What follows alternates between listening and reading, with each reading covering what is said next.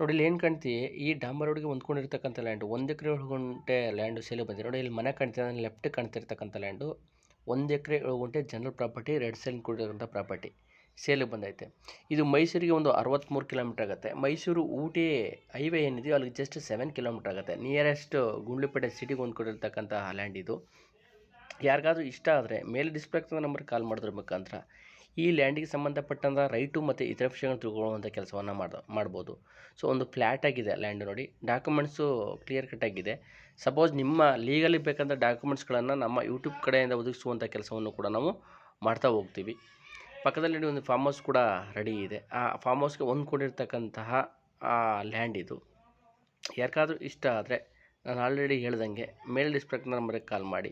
ಹೆಚ್ಚಿನ ವೀಡಿಯೋಕ್ಕೋಸ್ಕರ ನನ್ನ ಯೂಟ್ಯೂಬ್ ಚಾನಲ್ನ ಇತರ ವೀಡಿಯೋಗಳು ನೋಡೋದ್ರ ಮುಖಾಂತರ ನಿಮಗೆ ಬೇಕಂದ್ರೆ ಲ್ಯಾಂಡ್ನ ಆಯ್ಕೆ ಮಾಡ್ಕೋಬೋದು. ನಿಯರೆಸ್ಟ್ ವಿಲೇಜು ಕೂಡ ಇದೆ. Thank you for watching my videos. Always support.